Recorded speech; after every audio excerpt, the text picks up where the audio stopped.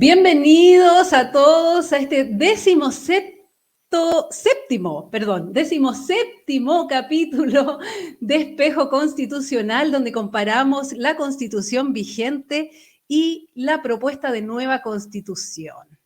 Entonces te recuerdo dar like a este live, ¿cierto? A este programa, compártelo en tus redes sociales, puedes hacer tus reels, tus TikTok, también puedes apoyar a Piensa Liberal a través de stickers y superchats durante la transmisión en vivo de este programa, y también puedes ir a nuestra página web piensaliberal.cl y apoyarnos a través de Patreon y Flow, exactamente. Y te recuerdo entonces que estamos con un tremendo concurso de los 10.000 suscriptores. Cuando lleguemos a 10.000 suscriptores, entonces vamos a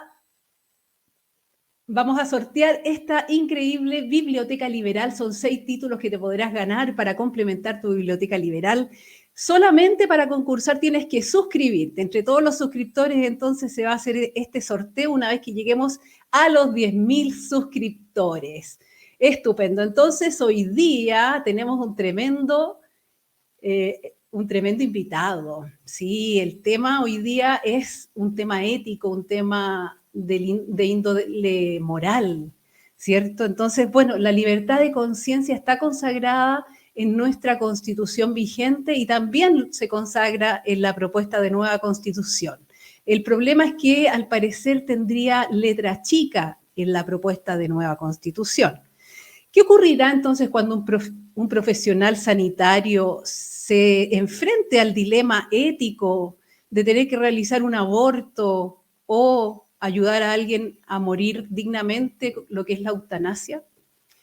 Bueno, para resolver esa y muchas otras dudas, tenemos a nuestro invitado del día de hoy para hablar de este tema. Él es médico de profesión, ex candidato a diputado por el Distrito 9, también trabajó en el Ministerio de Salud durante el gobierno de Sebastián Piñera, es panelista en Radio Agricultura y lo podemos escuchar frecuentemente. Me refiero al doctor Jorge Acosta, a quien le damos una cordial bienvenida. Doctor, no lo veo, pero a ver, estamos ahí con algún problemita con el doctor Acosta. Ahí está, ahora sí que lo veo, doctor Acosta. Ahí está. ¿Me ve usted bien? Hola, Tati, ¿cómo estás tú? Sí, bien, muy bien. Ahora sí que lo Yo veo te y lo veo muy escucho. bien. Ah, estupendo. Entonces estamos dados para el éxito. Así es. Eso, muy bien. Doctor, ¿qué le parece entonces el tema que vamos a tratar el día de hoy respecto de la objeción de conciencia? Bueno, este es un tema especialmente interesante porque ha sido muy discutido en los trámites ante las leyes que tienen que ver con estos temas, con el aborto por causales, con la eutanasia, con incluso también con el tema constitucional, sin duda, ¿cierto? Que ahí también fue discutido y es importante que la ciudadanía se pueda informar para poder saber bien cuáles son las implicancias que tiene esta propuesta y si efectivamente les parecen adecuadas o no. Exactamente. Bueno, los invito entonces a revisar una herramienta que nos ha servido mucho en este programa, que me refiero al semáforo constitucional, ¿cierto? Que nos provee Instituto Res Pública.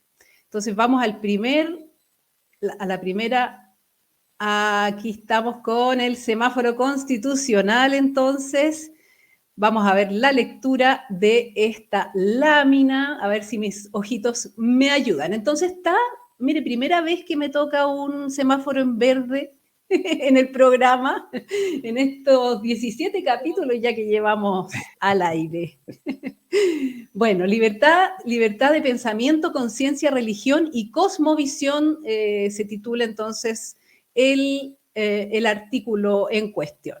Y el comentario del equipo constitucional que usted puede ver ahí en pantalla dice: el artículo propuesto contiene una buena redacción, sin embargo, dado que la libertad de enseñanza quedó débilmente protegida, por lo que se podría afectar este derecho fundamental. Una de las manifestaciones de esta libertad es la transmisión de las creencias, lo que podría afectar al debilitar la libertad de enseñanza. Por otro lado, se rechazó una indicación a este artículo que buscaba asegurar el derecho preferente de los padres a educar a sus hijos en materia religiosa.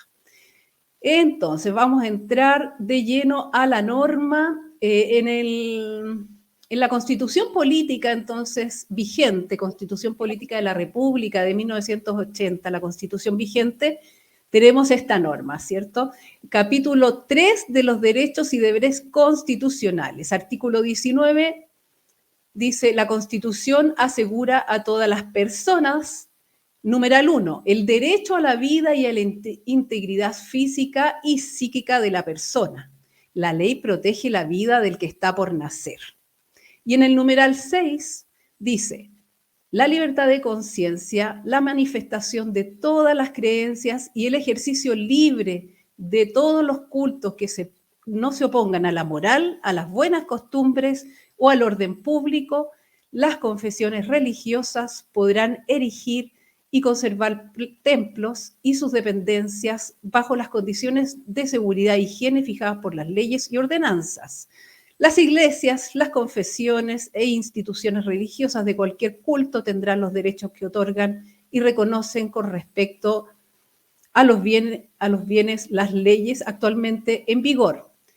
Los templos y sus dependencias destinados exclusivamente al servicio de un culto estarán exentos de toda clase de contribuciones. Entonces, respecto de la libertad de conciencia, tenemos este número 6, entonces, y respecto del derecho a la vida, ¿cierto? Y la protección de la vida del que está por nacer, tenemos el artículo 1. Y lo vamos entonces a contraponer con lo que nos propone la nueva Constitución. En el capítulo 2 de Derechos Fundamentales y Garantías, artículo 67. Numeral 1. Toda persona tiene derecho a la libertad de pensamiento, de conciencia, de religión y de cosmovisión. Este derecho incluye la libertad de profesar y cambiar de religión o creencias y su libre ejercicio en el espacio público o en el privado mediante el culto, la celebración de los ritos, las prácticas espirituales y la enseñanza. Número 2. Además, comprende la facultad de dirigir templos, dependencias y lugares para el culto, mantener, proteger y acceder a los lugares sagrados y de relevancia espiritual y rescatar y preservar los objetos de culto o que tengan un significado sagrado. Número 3. El Estado reconoce la espiritualidad como elemento esencial del ser humano. Número 4. Las agrupaciones religiosas y espirituales pueden organizarse como personas jurídicas, tienen prohibida toda forma de lucro y sus bienes deben gestionarse de forma transparente en conformidad a la ley, respetando los derechos, deberes y principios que esta Constitución establece. Entonces, si bien es cierto, como objeción de conciencia no está claramente expreso en ninguna de las dos constituciones, pero sí, esta objeción de conciencia está inserta en la libertad de conciencia, ¿cierto? ¿Doctor? Sí. Bueno, efectivamente, aquí es súper importante hacer una diferenciación porque puede haber una, digamos, descripción de que se va a respetar cierto derecho como la libertad de conciencia y esa forma de expresión puede contradecirse posteriormente con otras situaciones complejas donde debe ejecutarse o ejercerse esa libertad de conciencia. Por ejemplo, si uno analiza el artículo que tiene relación con los derechos reproductivos, sexuales de la mujer, se incluye también el derecho al aborto y se dice incluso más adelante que no hay, podrá ejercer ese derecho sin ningún tipo de, digamos, de cortapisa, ninguna cosa que pudiera, limitar su libertad y su voluntad. Entonces, perfectamente puede ser interpretado la objeción de conciencia de un médico, de una enfermera, de un profesional sanitario, el no realizar un aborto por objeción de conciencia como una limitación de ese derecho de la mujer de ejercer su derecho al aborto. Y eso es especialmente complejo porque si uno lo compara, por ejemplo, con cómo quedó la normativa de la ley 21.030, que es la ley de aborto por causales, digamos, aprobada el año 2017 y que comenzó, ¿cierto?, su ejecución a finales del último trimestre del 2017, justamente contempla específicamente la objeción de conciencia de los profesionales sanitarios y de incluso las instituciones por respetar, ¿cierto?, una libertad de asociación, porque se entiende que ahí va a existir necesariamente una colisión de derechos, es decir, el derecho que se reconocía a través de esa ley de las mujeres de poder acceder al aborto versus el derecho, ¿cierto?, de los profesionales que ejecutaran ese aborto profesionalmente, médicamente, y que pudieran estar en contra por sus convicciones más profundas, porque al final hay que pensar aquí por qué se respeta, por qué se protege la libertad de conciencia, porque bueno, la conciencia de todos y cada uno de nosotros es de las cosas más sagradas que podemos tener, lo que nos parece que es correcto, lo que nos parece que es incorrecto, y cuando el Estado nos fuerza a hacer algo que va contra nuestras convicciones más profundas, no está respetando nuestra libertad de conciencia. Entonces ahí es que se puso en ese caso la ley y determinó, ¿cierto?, que para que en los servicios estatales pudiera ejercerse el derecho por parte de las mujeres que quisieran realizarse un aborto bajo las causales, bueno, digamos, la red de salud tenía que disponer que hubieran otros profesionales que lo pudieran realizar, ya sea en el mismo establecimiento o en otros establecimientos de la red del mismo servicio de salud. Y eso es lo que sucede hoy en día, digamos, son algunas situaciones de algunos hospitales en particular que han tenido mayores niveles de objeción de conciencia y se han contratado equipos especiales para que puedan atender a las mujeres que desean realizarse un aborto o que digamos, sean trasladadas cuando hay otro centro asistencial relativamente cerca y cuando obviamente se hace en contexto no de una urgencia y pueden hacerlo con tiempo, digamos. Por lo que era muy importante que esa evidente colisión de derechos que iba a existir por cómo estaba redactada la norma quedara resuelta a nivel constitucional y no fue así. Y por eso es que hay algunos que dicen, bueno, no es que no esté garantizada la objeción de conciencia de la Constitución, y por lo tanto es una fake news, porque aquí cada vez que uno piensa distinto lo acusan de decir una fake news. Y la verdad es que cuando trataron cada uno de los convencionales de dejar que quedara claro, bueno, ampliamente se votó en contra. Entonces yo siempre lo que sugiero es que en esta propuesta constitucional no solamente hay que tener el texto en la mano, sino que también hay que tener las indicaciones que fueron rechazadas porque demuestran de alguna manera cuál era la voluntad de la convención en ese tema.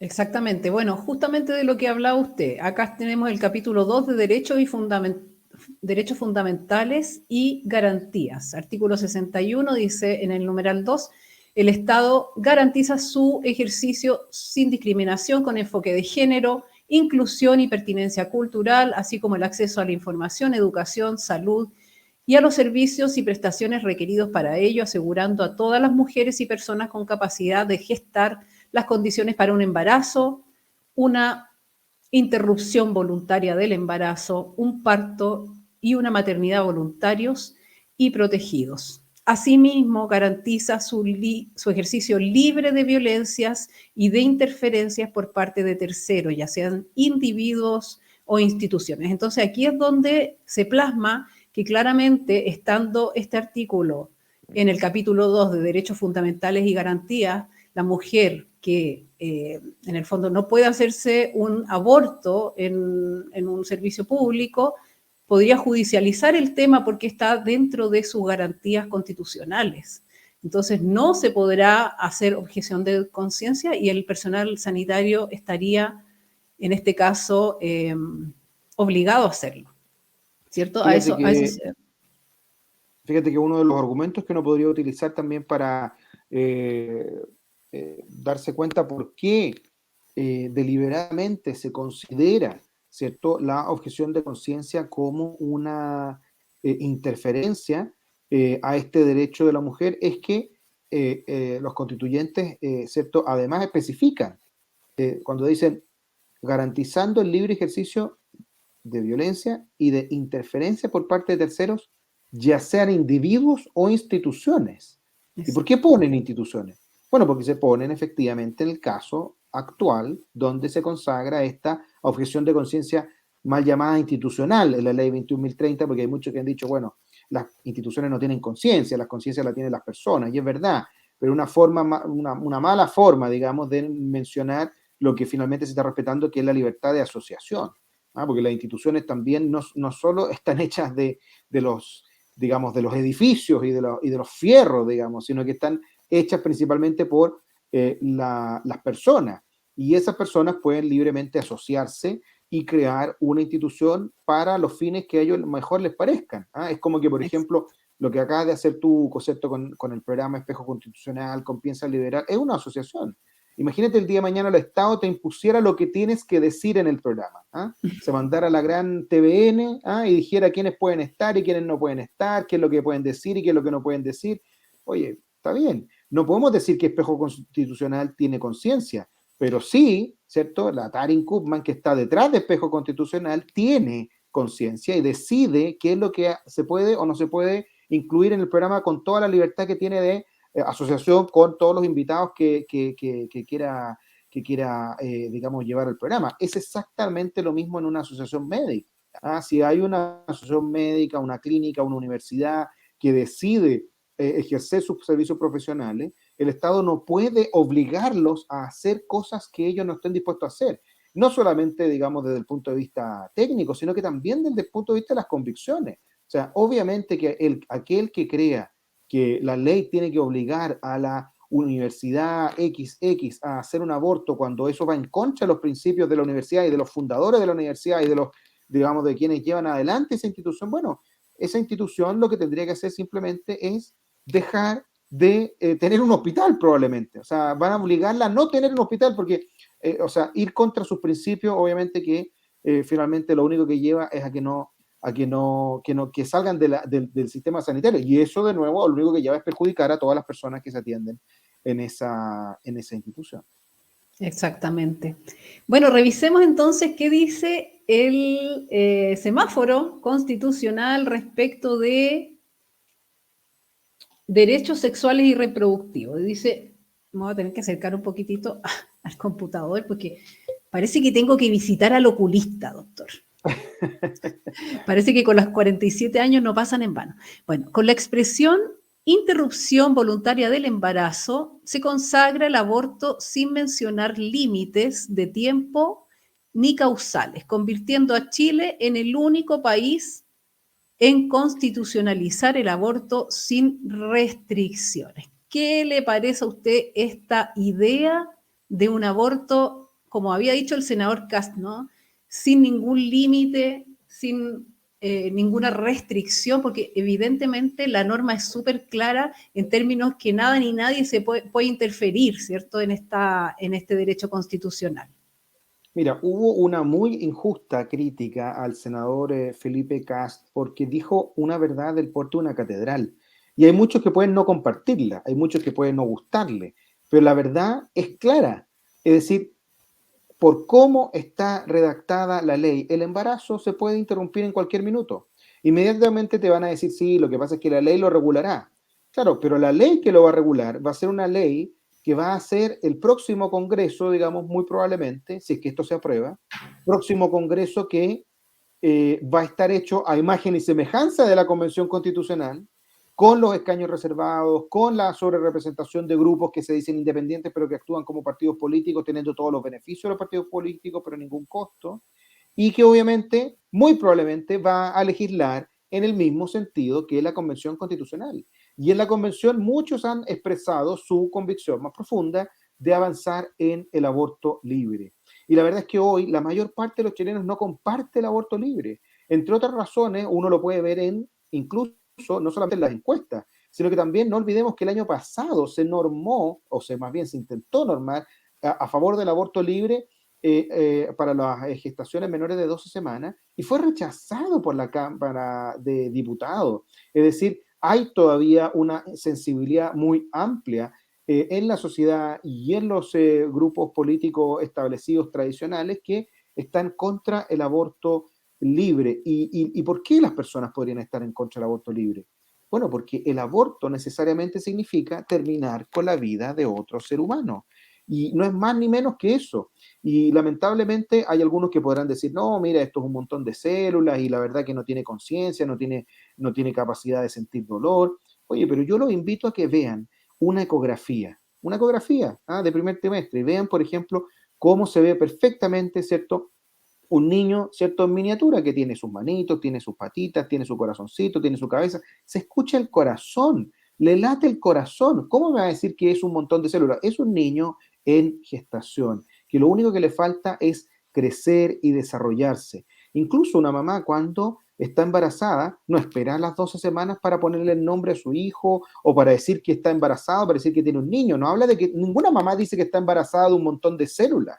Inmediatamente dicen que están embarazadas de un niño y ni Claro, siquiera han visto una ecografía, no saben si es hombre o mujer, no saben si viene sano o enfermo. Lo único que saben es que hay una rayita sobre otra en un test de embarazo. Y esa rayita sobre otra le dice que hay un alguien y no un algo que es distinto a ella, que es distinta al padre y que lo único que le hace falta es tiempo para crecer y desarrollarse, pero que en su material genético tiene toda la información que va a tener por todo el resto de su vida. Nosotros tenemos la misma información genética desde el momento de la concepción hasta el momento de nuestra muerte, que es distinto al padre y la madre. Por lo tanto, cuando uno también lo analiza desde el punto de vista científico, son muchos los antecedentes que te demuestran que es un ser humano. Y por eso es especialmente grave el aborto libre, porque en el aborto libre tú estás diciendo, simplemente voy a considerar que hay seres humanos de primera categoría, los que han nacido, y de segunda categoría, los que están por nacer. Y no hay ningún sustento para aquello, simplemente el hecho de que no han nacido. Ese no es un argumento potente y habemos muchos que estamos siempre por la vida y que vamos a decirlo con claridad porque tratamos de ser la voz de aquellos sin voz. exactamente. Bueno, y es un tema finalmente ético, ¿no? Y dentro de la ética, normar la ética es difícil. Voy volviendo un poquito al tema de la objeción de conciencia, les quiero mostrar a continuación el concepto de objeción de conciencia según el jurista español Federico de Montalvo. Él es un jurista español muy destacado, así que revisemos lo que nos dice respecto de este tema. Más compleja sea una sociedad, más objeción de conciencia hay. En las sociedades muy homogéneas, prácticamente todos los ciudadanos están de acuerdo en la mayoría de las cuestiones, incluso las cuestiones más profundas y de mayor calado. En las sociedades más plurales o complejas hay más posibilidades de que haya discrepancias. Decía que era un tema paradójico porque inicialmente la objeción de conciencia supone una excepción al derecho. Supone que por un deber moral pido que se me permita no cumplir con un deber jurídico. Por tanto, la objeción de conciencia acabaría con lo que es el poder coercitivo del derecho, es decir, con la principal característica del derecho. Es importante además remarcar estos efectos que para hablar de objeción de conciencia tenemos que hablar de que exista un deber moral, un imperativo moral del individuo que le exime o debiera eximirle de cumplir con un deber jurídico. La objeción de conciencia, que no es un derecho, es la garantía de un derecho. ¿Y de qué derecho? La libertad ideológica y religiosa. Es una garantía que tiene un papel fundamental en nuestras sociedades democráticas contemporáneas, en nuestras democracias constitucionales. Cuando hablamos de un imperativo moral incardinable con la visión trascendente de la vida o con el inicio final de la vida, aborto, eutanasia, ahí necesariamente hay que reconocer la objeción de conciencia. Por tanto, digamos que en aquellas cuestiones más trascendentes, más relevantes para el ser humano, ahí sí cabe la objeción de conciencia con carácter general no, porque pone en entredicho el propio poder coercitivo del derecho, pero objeción de conciencia en determinados ámbitos, inicio, final de la vida, véase aborto, eutanasia, sí, porque deriva directamente de la Constitución. Bueno, él hablaba evidentemente de la Constitución española, pero también se replica en Chile. ¿Qué Así le es. parece la definición de objeción de conciencia del jurista Federico de Montalvo? Sí, me parece muy interesante porque plantea un punto que es importante analizar, es decir, cuando uno, por ejemplo, no sé, tiene que pagar impuestos, tiene que respetar los límites del tránsito, tiene que usar mascarilla, tiene que pedir un permiso, ¿cierto?, para trasladarse de una región hacia otra cuando estábamos en pandemia, cuando tiene que quedarse en cuarentena. Todo ese tipo de cosas uno no puede decir que va a objetar de conciencia. ¿Ah? O sea, no, mira, va contra mi conciencia usar mascarilla, va contra mi conciencia respetar el límite digamos, de circulación, límite de velocidad. ¿No? La verdad que no tiene ningún sentido. Pero sí tiene sentido atribuir, ¿cierto?, la importancia de la libertad de conciencia e invocarla como una objeción de conciencia cuando se está frente a una situación tan compleja como la vida o la muerte de aquellas personas en el inicio de su vida, y él lo mencionaba muy bien, como por ejemplo el aborto, o en el final de su vida, como por ejemplo la eutanasia. Y básicamente estos temas se parecen justamente porque quienes están a favor del aborto y quienes están a favor de la eutanasia constantemente tratan de mostrar a esas personas, a esos seres humanos como cosas, ¿no? Como disponibles, como objetos, no como personas, no como seres humanos. Y por eso es que dicen que su vida ya no tiene sentido, porque si para ellos verdaderamente fuera un ser humano, no podrían ir contra el respeto de su vida, por lo tanto se cosifica a la persona. Y evidentemente para algunos puede ser que, mira, efectivamente, ¿cómo va a ser una persona aquel adulto mayor, postrado, con Alzheimer, que ya no se puede conectar, que ya no sabe, digamos, comunicarse, que ya no está consciente, y que por lo tanto eso, ¿cierto?, es una cosa y no es una persona, no es un ser humano, y por lo tanto podemos disponer de su vida. Bueno, habemos otros que creemos radicalmente distinto porque decimos, mira, basta que nos vean durmiendo y vamos a ver que también no estamos conectados con la realidad, basta que una persona se opere y esté con una anestesia profunda y no vamos a decir que dejó de ser un ser humano porque no está comunicándose. Entonces, que una persona se encuentre en un estado de avanzada pérdida de conciencia no significa necesariamente que pierda su calidad humana, porque yo creo que la calidad humana no depende de lo que hacemos, sino que depende de lo que somos. Porque si dependiera de lo que hacemos, bueno, alguien podría decir, mira, hay seres humanos a los que sí les vamos a respetar su dignidad, como se hizo en el pasado, ¿cierto? Cuando se decía, mira, los blancos tienen dignidad y por lo tanto son seres humanos, en cambio los negros, sí, son más parecidos a los animales y por lo tanto vamos a tenerlos como esclavos y los podemos comprar, los podemos vender, los podemos, digamos, usar como uno usa cualquier cosa. Y bueno, fue un avance civilizatorio de la humanidad darnos cuenta que independientemente de nuestras condiciones individuales raciales, todos los seres humanos valíamos lo mismo y merecíamos el mismo respeto. Yo espero que más pronto que tarde, digamos, ojalá que no nos demoremos un siglo, todos lleguemos al acuerdo también de que todos los seres humanos son igualmente dignos y merecen el mismo respeto porque tienen la misma dignidad, sin importar sus características individuales, ya no solamente por un tema racial o un tema de género o un tema, ¿cierto?, de edad, sino que también por si estamos o no, digamos, en condiciones como el haber nacido o no haber nacido, o si estamos, ¿cierto?, en la postrimería, en la cercanía de nuestra muerte. Debemos ser respetados en cualquier situación. Y por eso ese cambio de criterio, donde para algunos es un ser humano y para otros es una cosa disponible, hace que se objete de conciencia, porque es un tema tan relevante que tiene que ver con un tercero, que hace que se objete de conciencia. Porque si yo verdaderamente tengo la impresión, ¿cierto?, de que es un ser humano porque lo estoy viendo y para mí es evidente, y otro cree que no lo es porque ha perdido sus características de ser humano, no se le puede obligar a aquel que cree que es un ser humano a terminar con su vida, porque obviamente va a estar cometiendo un homicidio para sus propias convicciones. Exactamente. Bueno, la dignidad bien entendida, ¿no? La dignidad del ser humano en ese aspecto, no como la dignidad que ya desde el 2019 hasta la fecha, digamos, nos han estado diciendo que es la dignidad. Y los invito entonces a revisar la posición de la Corporación, Comunidad y Justicia, donde explica que la objeción de conciencia no está señalando expresamente en la propuesta de nueva Constitución y qué alcance tendría esto. Comunidad y Justicia, entonces, elabora este video. Atención. ¿Con la objeción de conciencia en el borrador de nueva Constitución? Este derecho no se menciona expresamente. Eso por sí solo no es ni bueno ni malo, porque el derecho a la objeción de conciencia forma parte de la libertad de conciencia que sí está en el borrador de nueva Constitución y en diversos tratados internacionales de derechos humanos. Pero si revisamos el artículo de aborto, vemos que este dice que el supuesto derecho al aborto se va a poder ejercer libre de violencias e interferencias por parte de terceros, ya sean individuos o instituciones. Eso es parte de la letra chica de la propuesta de aborto.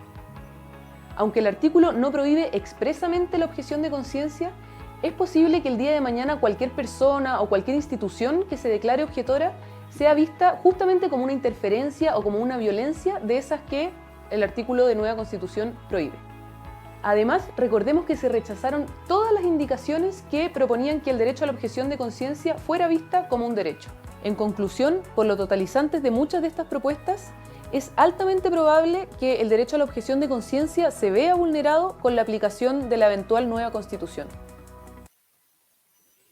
Bueno, ahí claramente entonces Comunidad y Justicia nos dice, ojo, ojo, que aquí hay letra chica. Bueno, como lo habíamos hablado también con el doctor Acosta, ¿no? Sí, yo comparto plenamente lo que manifiesta en el video porque, bueno, de alguna manera uno puede decir, puede declarar cosas, ¿eh? Y esto quizás tú lo has conversado en otros programas, que uno lo ve también en la discusión pública. Yo no soy experto en vivienda o en propiedad, pero mis amigos abogados me explican exactamente lo mismo aplicado a esta situación. Tú puedes decir que tienes el derecho a un precio justo si es que te van a, ¿cierto?, expropiar una propiedad. Pero ¿quién define precio justo? Y de hecho hoy día cuando estamos viendo el tema del gas, precio justo es sinónimo de precio más bajo, no es del precio de mercado.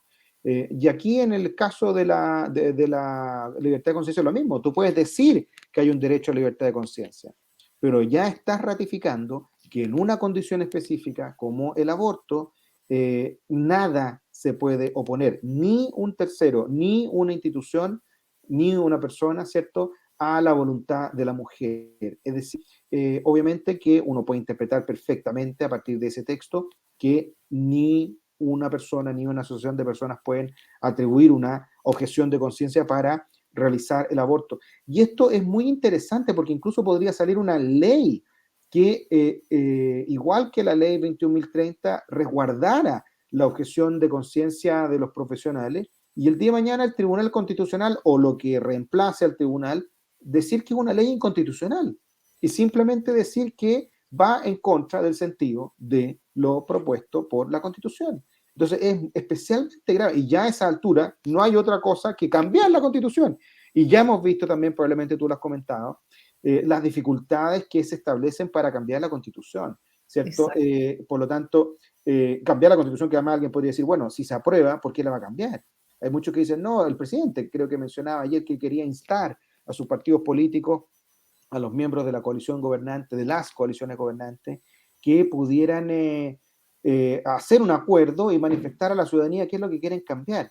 Bueno, la gran pregunta es, si lo quieren cambiar, bueno, ¿por qué no lo cambiaron antes? Si los representantes de esos mismos partidos políticos estaban en la convención y se rehusaron 100% a hacer estas aclaraciones. Si los intentos de muchos de los convencionales durante más de un año, bueno, prácticamente un año, que es lo que duró la discusión, ¿cierto? Fue poder morigerar, racionalizar, encauzar y consistentemente cada vez que introdujeron esas sugerencias, esas indicaciones, fueron ampliamente rechazadas, porque bueno, la convicción de la Constitución era esta. Entonces ahí es súper importante que las personas que nos están escuchando sepan que esta opción de aprobar y después mejorar, la verdad es que no tiene mucho sustento, porque legítimamente, aunque gane por un voto, todos los que voten por el apruebo tendrán la posibilidad de decir, mire, aquí ganó la mayoría ciudadana muy contundente, por lo tanto, ¿para qué vamos a ir a modificar algo?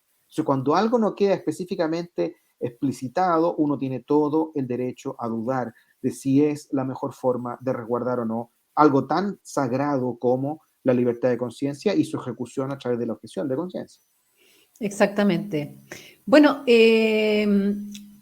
tuvimos a Carlos Hurtado al principio, creo que fue el segundo programa, y quiero mostrarles entonces un video donde ella habla justamente de cómo se formó o las indicaciones que se hicieron al aborto libre, porque podemos decir que es libre y gratuito incluso, ya que nadie te va a poder conculcar el derecho, ¿cierto?, a hacer un aborto, por lo tanto también podemos abstraer que será también gratuito. Veamos entonces este video que está extraído del programa Radiografía Constitucional de Canal 13. Atención con eso. No debería estar, porque además nosotros tenemos ciertos límites que teníamos que cumplir como convencionales, estipulados, ¿cierto?, en el artículo 135, en su inciso final, que decía que teníamos que apegarnos o a lo menos respetar los tratados internacionales ratificados y vigentes por Chile.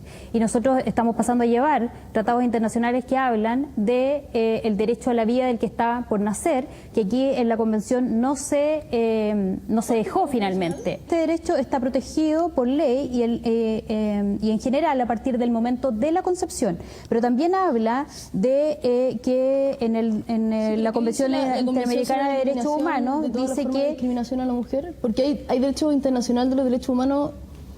Lo que pasa es que una cosa son la discriminación a las mujeres, pero la otra es la protección al que está por nacer. Y esta convención no dejó estipulado el derecho a la vida del que está por nacer. De hecho, fue rechazado en distintas oportunidades. Nosotros en distintas oportunidades, más de 7 oportunidades, hicimos indicaciones para proteger la vida del que está por nacer. Hicimos además iniciativas populares de norma, en la cual yo fui una de las propulsoras, digamos, de esta iniciativa. Me tocó ir a la Comisión de Derechos Fundamentales a defender el derecho a la vida y fue rechazado en todas sus indicaciones, digamos. Yo creo que es también muy importante lo que queda rechazado en la norma, porque finalmente a lo que se remiten los legisladores es al espíritu, en este caso, del constituyente. Cuando ellos quieran el día de mañana redactar una norma, va a ser, digamos, a mí de hecho, cuando fui a defender el derecho a la vida en la Comisión de Derechos Fundamentales, se me dijo que explícitamente no se ponía aborto, porque aborto se podía, médicamente, técnicamente, se le decía hasta las 22 o 24 semanas. Sí, de acuerdo a la OMS. Esa es la definición, claro, OMS. Y por eso ellos no usaban el concepto de aborto, sino que interrupción voluntaria del embarazo, que se le entrega como derecho a todas las mujeres y además se acoplaba el parto, porque me dijeron que finalmente si yo me hago un aborto, luego de las 24 semanas ya no es aborto, es parto prematuro, aunque yo esté asesinando a un inocente. Por lo tanto, decir que el día de mañana la ley va a poder poner limitaciones a este derecho es un supuesto jurídico, porque si nos remitimos al texto y al espíritu de los convencionales, cuando rechazan el derecho a la vida del que está por nacer, cuando rechazan, ¿cierto?, todas las indicaciones que nosotros pusimos en ese sentido, la verdad es que el legislador va a hacer bien poco lo que va a poder limitar respecto a la garantía en esta polémica de que los... Bueno, ahí no la dejaban hablar a la pobre Ruth, pero claramente, además, doctor, ¿qué le parece esto que le digan interrupción del embarazo? Como si se pudiera reiniciar después del aborto. ¿Qué le parece eso? Hay como 2 o 3 cosas muy interesantes que dice Ruth, que sin duda fue una de las convencionales que se la jugó por el derecho a la vida, y ella misma lo mencionaba, y en base a lo que tú me preguntas, una de las más importantes es lo que decía al final, ¿cierto? Esto de considerar la interrupción del embarazo como sinónimo de aborto, pero amplificado, ¿cierto? Porque algunos decían, lo conversábamos al principio, esto que decían contra Felipe Kast, no, que el aborto es hasta las 22, 24 semanas, le decía un médico que salía muchas veces en los matinales, y la verdad es que, claro, pero la palabra aborto no es mencionada ni una sola vez en la propuesta de convención constitucional. Solamente se utiliza este concepto de interrupción del embarazo, que tiene lo que tú dices, porque algo que se interrumpe es algo que después puede continuar. Pero aquí no se está interrumpiendo el embarazo, está terminando con el embarazo, se termina con el embarazo, no se interrumpe. Y si bien efectivamente la viabilidad fetal se puede obtener desde las 22, 24 semanas, que significa que el niño puede sobrevivir en el mundo, digamos, ¿cierto?, extrauterino, bueno, necesita por lo menos entre las 24 y las 34 semanas muchísimos recursos médicos para que eso suceda.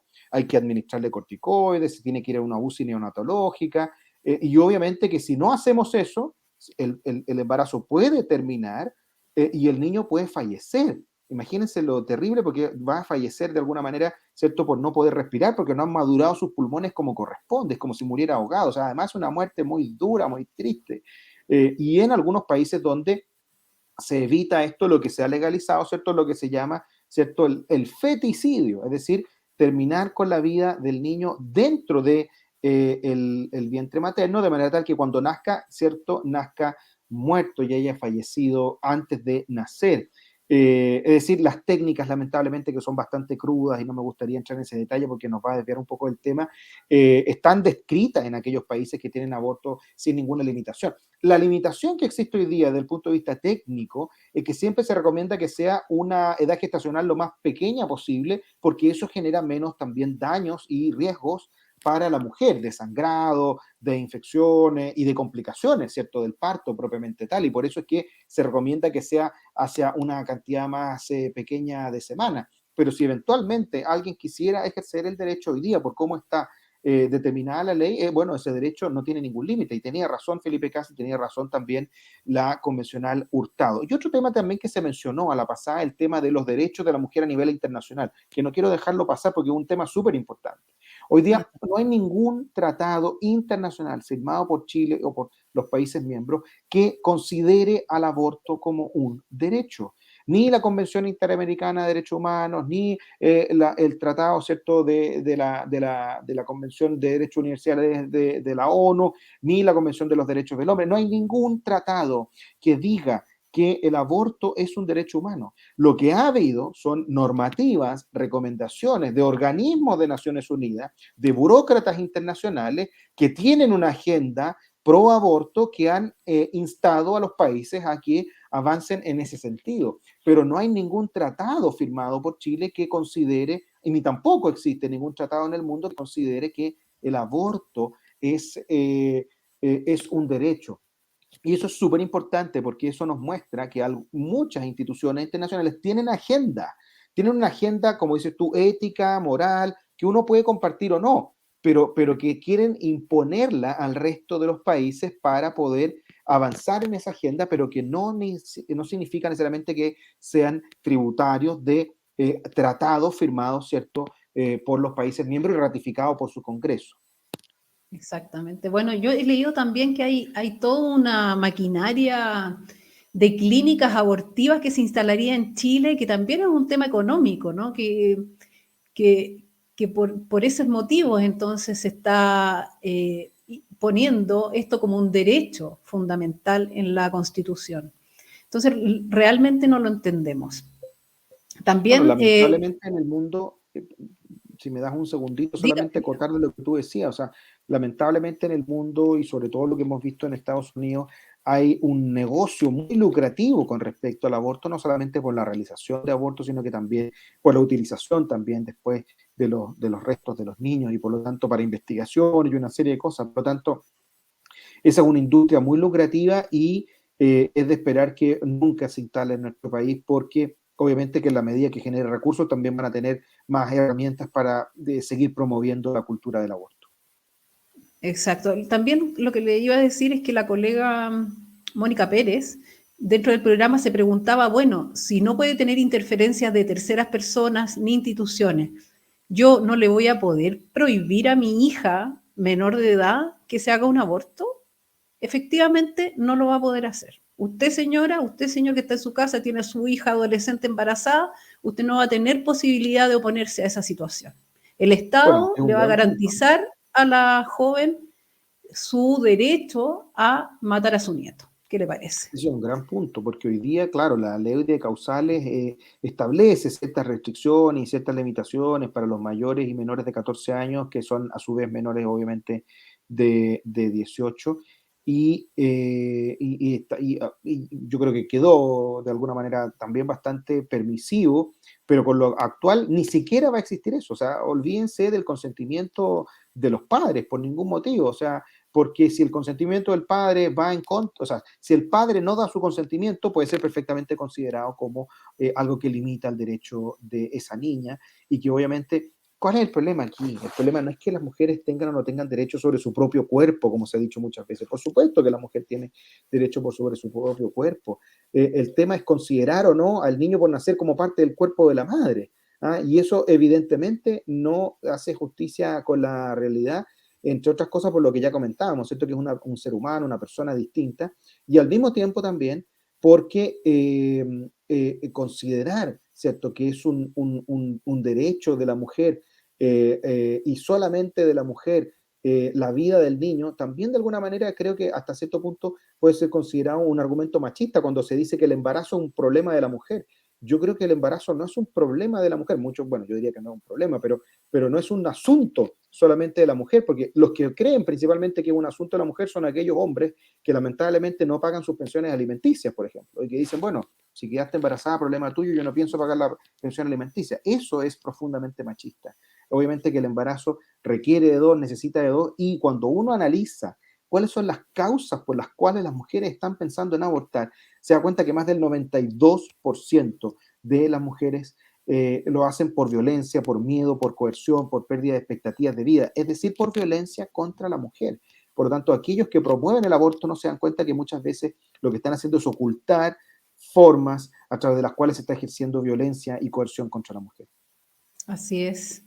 Bueno, revisemos entonces ahora el tema de la eutanasia. Atención entonces, acá estamos en el capítulo, esta es la Constitución vigente, que por supuesto no incluye ni el aborto ni la eutanasia. Entonces, capítulo 67, no, estoy equivocada, perdón. Acá. Qué extraño, no encuentro la norma. Acá, perdón. Artículo 68, acá abajo. Dice, toda persona, en el numeral 1, toda persona tiene derecho a una muerte digna. Numeral 2. La Constitución asegura el derecho de las personas a tomar decisiones libres e informadas sobre sus cuidados y tratamientos al final de su vida. Número 3. El Estado garantiza el acceso a los cuidados paliativos a todas las personas portadoras de enfermedades crónicas avanzadas, progresivas y limitantes de la vida, en especial a grupos vulnerables y en riesgo social. Número 4. La ley regulará las condiciones para garantizar el ejercicio de este derecho, incluyendo el acceso a la información y el acompañamiento adecuado. Entonces, en el numeral 1 que acabamos de leer, dice toda persona tiene derecho a una muerte digna. Y muerte digna se asocia en el derecho internacional con eutanasia. Vámonos claro, entonces. Adelante, por favor. No, bueno, claro, la gran pregunta ahí es qué se considera como muerte digna, digamos. O sea, si es sinónimo de eutanasia o no. Efectivamente, en algunos lugares se considera como sinónimo y por ejemplo, la propuesta de ley de eutanasia se hace referencia también a esa muerte digna, la ley que todavía está en el Congreso Nacional. Y efectivamente, si bien no se utiliza el concepto ni se hace la bajada directamente, alguien podría sospechar de que se refiere a aquello y es lo que van a tratar de defender aquellos que están a favor de la eutanasia. Así es. Entonces los invito ahora a revisar un video de Cristóbal García Huidobro. Él es historiador y académico de la Facultad de Derecho de la Universidad de Santiago, se llama Cristóbal García Huidobro, y esto sucede en el programa Reunión de Pauta en Radio Pauta referente al articulado de la muerte digna. Atención entonces con ese video. ¿Un tema que debería estar en la Constitución? No, para nada. No. Esto es tema legal, en definitiva. Esto estaría relacionado con una modificación al Código Penal también. En una de esas también la pendiente resbaladiza, ¿no es cierto? La falacia de la pendiente resbaladiza. ¿Qué pasa si yo hago esto? No, va a venir todo lo malo después y va a ser espantoso. Sin embargo, si hay una cuestión que a cada persona que ha pasado por una facultad de Derecho le enseñan, es que las palabras importan. Y la manera en que está escrito este artículo, porque me estoy leyendo el artículo 29, derecho a la muerte digna, todas las personas tienen derecho a una muerte digna. Bueno, definamos qué es la muerte digna. ¿Dónde está la dignidad, en definitiva? ¿Cuáles son las características que establecería esa dignidad? Y esa cuestión es materia de ley, no es materia de la Constitución. Claro, estos son debates que no se han tenido y por lo tanto, o que han habido bloqueos, ¿no es cierto? Y por lo tanto, en la sede legislativa, y por lo tanto terminan en la Constitución. Pero no porque no se tengan esos debates, se tiene que agregar todo a la Constitución donde vamos a tener, ya perdí la cuenta, en pauta llevamos casi 300 artículos. Sí, 250 y tanto creo. Entonces, sí. Y la Constitución está quedando bastante crecedorcita, a pesar de que se habló de una Constitución mínima. Y por último, nuevamente, yo recuerdo algo. Una cosa es tomar la decisión, y la otra es que un tercero tome la decisión por uno. En el derecho civil, ¿no es cierto?, hay una prohibición particular de lo que se llama los pactos de sucesión futura. Perdón si me estoy poniendo muy técnico, pero en el fondo es simplemente que yo, por ejemplo, hago un pacto con Sebastián donde lo nombro mi heredero, si es que no me pasa algo, si es que en fin, y eso eventualmente está prohibido porque eventualmente podría ser un aliciente para que Sebastián me mate, ¿me entienden? Entonces, en ese sentido, este tipo de cosas hay que tratarlas con muchísimo cuidado, y como yo estoy viendo este artículo que tiene 1, 2, 3, 4 líneas, me llama la atención en definitiva la liviandad con el que está escrito, y más todavía, los incisos que se rechazaron son aún más peligrosos, porque en el fondo van contra una serie de doctrinas jurídicas asentadas, ¿no es cierto?, respecto, por ejemplo, el tema se hablaba de las creencias religiosas y espirituales. Bueno, a ver, perdón, hay toneladas de legislación respecto, por ejemplo, a qué pasa con el tema de las transfusiones, entre algunas personas que consideran que las transfusiones son pecaminosas, etcétera. Entonces, y en ese sentido está conteste que el médico tiene en la lex artis que tomar la decisión de aplicar el tratamiento. Entonces, ese tipo de debate, aquí estamos viendo un trocito del debate, pero es un debate mucho más grande y de muy mala calidad. Así es, de muy mala calidad, evidentemente, el debate. Bueno, ahí hablaban entonces de la eutanasia, ya como tema. Sí, efectivamente el tema de la eutanasia es especialmente relevante también porque aquí se optó una vez más en la Constitución por dejar visión un poco intermedia, por decirlo de alguna manera, de no decir abiertamente eutanasia y dejar la puerta abierta a través del concepto de muerte digna, que se tendrá que definir qué es muerte digna, pero como te mencionaba anteriormente, en la legislación que se estaba tramitando en el Congreso se asumía como sinónimo la muerte digna de la eutanasia. Y la verdad es que uno podría ver el contrafactual, digamos, porque efectivamente algunos consideran que la muerte digna es la muerte que respeta la dignidad de la persona sin importar sus características individuales. Y por eso es que se refuerza el rol de los cuidados paliativos. Hoy día tenemos una ley de cuidados paliativos en Chile que lamentablemente lleva 4 meses sin un protocolo de aplicación de la ley. Hay 14.200 millones de pesos destinados a poder apoyar a todas las personas que están en las postrimerías de su vida y que lamentablemente el Ejecutivo no ha utilizado. Y hay personas que están sufriendo, que están viviendo los últimos minutos de su vida, los últimos meses o semanas, y el gobierno no se apura en este tema. Entonces, que la ley diga que vamos a entregar cuidados paliativos, pero que en realidad no los aplique, es muy grave. Hoy aquí la Constitución también lo dice, van a haber cuidados paliativos, pero cuando una persona no recibe cuidado paliativo y está con mucho dolor, o está con pérdida de esperanza, con desesperación, ¿cierto?, con pérdida del sentido de la vida, obviamente que lo único que va a querer es terminar con su vida, porque cree que esa es la única forma que puede terminar con su sufrimiento. Pero todos los médicos especialistas en cuidados paliativos que expusieron en la Comisión de Salud de la Cámara, justamente cuando comentaron el tema, dijeron que más del 90% de los pacientes que pasaban por cuidados paliativos terminaban también desistiendo de sus peticiones de eutanasia, porque obviamente se resolvía el problema. Si cuando uno está con dolor, lo único que quiere es dejar de tener el dolor. Y bueno, esa es el sustento lamentablemente también de las torturas, digamos. ¿Por qué las torturas hacen que la persona cambie de voluntad y diga lo que no quiere decir o haga lo que no quiere hacer? Bueno, porque lo hacen por sufrimiento, por dolor. Bueno, aquí lo que deberíamos hacer nosotros también como sociedad es concentrarnos en que se resuelva el problema de fondo. Si la persona está con dolor, que se resuelva su dolor. Si la persona ha perdido el sentido de la vida, bueno, hay que acompañarlo y entregarle también el apoyo de la salud mental que tan débil está en nuestro país. Entonces, de eso no se hace cargo como corresponde la propuesta de la Convención, y lo único que hace es que efectivamente abre la puerta para aquellos que consideren que ya a nivel constitucional está consagrada la eutanasia. Muy bien.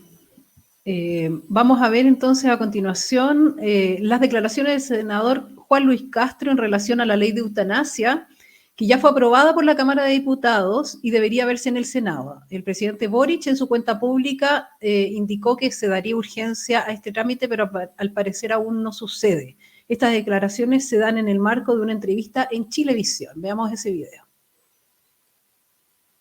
Trabajé en cuidado intensivo más de 20 años en el Hospital Barros Luco. Vi morir a muchísima gente en condiciones muy agudas a veces y otras veces de larga agonía.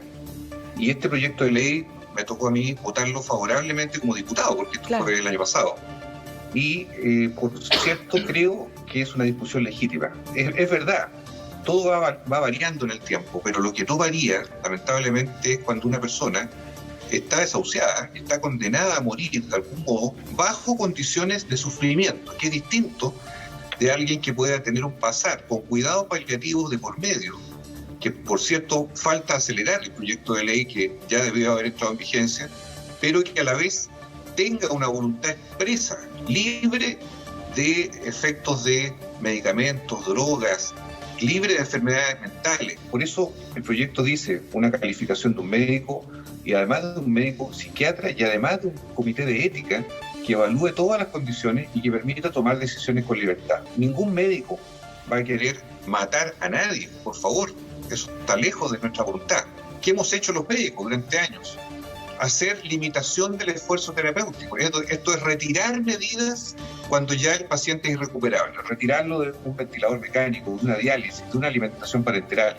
Aquí lo que se está poniendo por delante, cuando ya agotados todos esos medios, ya hay una condición en que se expresa una voluntad de alguien doliente respecto a una enfermedad terminal, o sea, con una fecha muy próxima de muerte, se pueda acelerar o precipitar ese proceso a partir de una decisión libre y voluntaria, acompañada de personal sanitario que también he compartido que sea con objeción de conciencia y no sin ella. Es decir, aquel médico, aquella enfermera que no desea por razones personales o religiosas, libre, por cierto, de decir yo no me meto en esto. Pero me parece que eso no puede impedir que podamos legislar, al igual que los otros 7 países del mundo, y consagrar una situación que a esta altura del siglo XXI nadie quiere que una persona agonice sufriendo. Claro. Y me parece que eso es legítimo, que las personas tengan decisión y poder para poder, bajo reglas claras, tomar esa decisión. Bueno, ahí teníamos las declaraciones del senador Juan Luis Castro. Él era presidente del Colegio Médico y, bueno, evidentemente que es un tema ético, moral, personal de cada quien, ¿no? Y la objeción de conciencia también, él señala que estarían de acuerdo con incorporarla en esta ley. Bueno, efectivamente Juan Luis Castro fue uno de los activos participantes de la ley de eutanasia, el proyecto de ley que todavía está en tramitación. Y como él lo mencionaba, los argumentos que están siempre detrás de esto es decir, mire, esto es libre, es voluntario, no vamos a obligar a nadie, vamos a respetar la objeción de conciencia, y si alguien lo quiere hacer. Y él hablaba el tema de la limitación del esfuerzo terapéutico, pero es importante, y lo dijimos más de alguna vez, cuando yo estaba en el Ministerio de Salud también estuve en esa tramitación representando al Ejecutivo, lo dijimos más de alguna vez, aquí no es lo mismo eutanasia que limitación del esfuerzo terapéutico. Es radicalmente distinto, porque en la limitación del esfuerzo terapéutico, la persona fallece de su enfermedad, fallece por los problemas que tiene.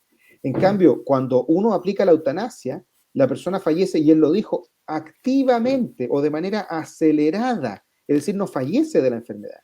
A cualquier persona, si yo le quito la alimentación o le quito la hidratación, ¿qué va a pasar con esa persona? Se va a morir. Se va a morir de hambre o se va a morir de sed. Entonces, cuando él dice, no, mira, le vamos a quitar la alimentación parenteral, la hidratación, eso es que tú estás acelerando de manera activa y la persona no se está muriendo del cáncer que tenía, se muere de hambre, se muere de sed. Y eso sin duda que es inhumano. Y peor aún cuando se utiliza, ¿cierto?, una inyección letal, cuando se utiliza, ¿cierto?, un medicamento que, o más bien un veneno, por decirlo de alguna manera, que puede parar el corazón de una persona.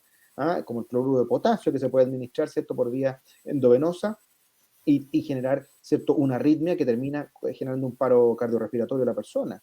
Por lo tanto, son dos actos distintos. Y de nuevo, insisto, hay que separarlo de los cuidados paliativos. Y él también lo mencionó, hoy día tenemos una ley de cuidados paliativos que está vigente, que dijo, ojalá entre en vigencia. La ley ya está vigente. Entró en vigencia el 18 de marzo del 2022. Y vamos a cumplir 5 meses ahora, el 18 de agosto, 5 meses sin un protocolo, ¿cierto?, que permita a ejecutar los recursos que ya están aprobados por ley para que los enfermos puedan ser atendidos. Entonces, si es tanta la preocupación de esos sectores políticos por la eutanasia, bueno, yo digo, ¿por qué no se preocupan porque funciona la ley de cuidados paliativos? Si el mejor remedio para la eutanasia es poder aplicar una red de cuidados paliativos intensa, amplia, bien financiada, que permita entregarle verdaderamente una muerte digna. ¿Cuál es la muerte digna? La muerte acompañada, la muerte sin dolor, la muerte tranquila, la muerte en paz. Porque la muerte acelerada no es una muerte digna. La muerte acelerada simplemente es muchas veces para terminar con el sufrimiento de aquel que ve impotente que la otra persona está sufriendo. Bueno, pero podemos hacer que esa otra persona deje de sufrir con los cuidados paliativos. Ese es el gran punto que hay que reforzar. Entonces los cuidados paliativos serían, por ejemplo, la morfina o la hidratación o la ingesta de alimentos, no sé, por alguna vía. ¿A eso se refieren los cuidados paliativos? Ampliamente variados los cuidados paliativos, sin duda que incluyen, por ejemplo, el tratamiento del dolor con la morfina y una serie de otras formas de tratar el dolor que va en una amplia gama de alternativas terapéuticas. También está una cosa tan sencilla como, por ejemplo, que el paciente no tenga náuseas, por ejemplo, ¿ah? Que muchas veces cuando está con algunos cánceres o incluso como efecto secundario de la morfina, oye, que no tenga náuseas, que no tenga ahogo, lo que los médicos llamamos disnea. Muchas veces el paciente siente angustia porque se está ahogando. Bueno, hay tratamiento para eso también. Que esté cómodo, que esté acompañado. Los cuidados paliativos son profundamente humanizados, es decir, cuando una persona está sola, está todavía con conflictos, no ha resuelto sus problemas, bueno, lo que quiere es morir en paz. Y para eso también ayudan los cuidados paliativos, el apoyo psicológico, el apoyo psiquiátrico.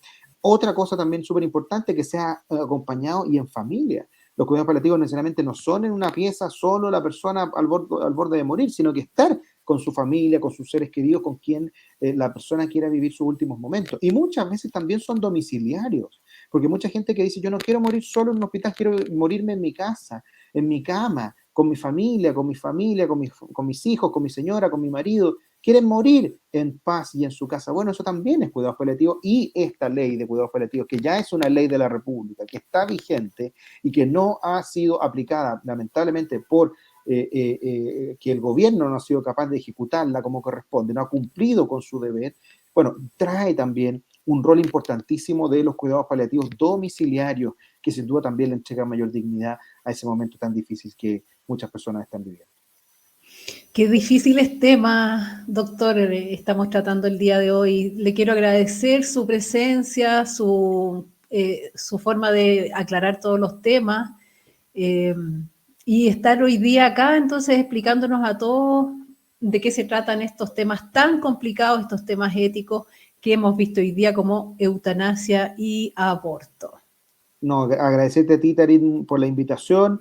Sé que has preparado el programa con mucho cariño también y con mucha información que también se agradece en el debate porque permite ilustrar mejor lo que estamos conversando. Yo feliz de haber participado de Espejo Constitucional. Esperamos entonces que tenerlo en otro programa, en otro capítulo del programa. Feliz, cuando quieran. Bueno, muchas gracias, que esté muy bien, doctor, y nos estamos viendo. Bueno, ahí teníamos al doctor Jorge Acosta, qué buen médico, ¿no? Imagínense cómo nos explicó todas estas cosas tan difíciles, estos dilemas éticos que van a tener entonces el personal de salud frente a lo que propone la nueva Constitución. Bueno, como siempre, recordarle que dé like a este video, compártelo en sus redes sociales, haga sus reels, sus TikTok, puede tener nuevo contenido entonces para sus redes sociales. También nos pueden apoyar desde la página web en Patreon y Flow. Y recordarles entonces nuestro concurso de los 10.000 suscriptores. 10.000 suscriptores entonces, y se podrá llevar esa tremenda biblioteca liberal para complementar lo que ya tiene en su casa. Entonces, cuando lleguemos a los 10.000 suscriptores, se va a hacer un sorteo entre todas las personas que están suscritas a nuestro canal y se va a ganar entonces esa estupenda biblioteca liberal.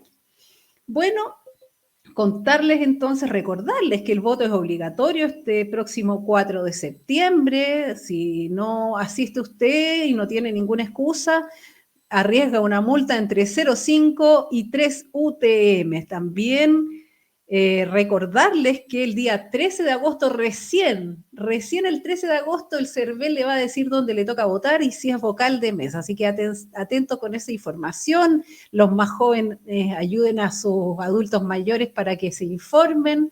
y llévelos entonces a votar el 4 de septiembre. Les recuerdo entonces dar like a este video y lo último que les quería contar. El próximo viernes tenemos una súper invitada, ¿cierto? La Vanessa Kaiser va a estar con nosotros, Vanessa Kaiser, para contarnos de qué ideología tenemos tras esta nueva constitución. Así que imperdible el programa de este próximo viernes 5 de agosto. Así que bueno, eso sería todo, señoras y señores. Muchas gracias por toda su sintonía y será hasta un próximo episodio el próximo viernes con Vanessa Kaiser. Los esperamos. Chao, chao.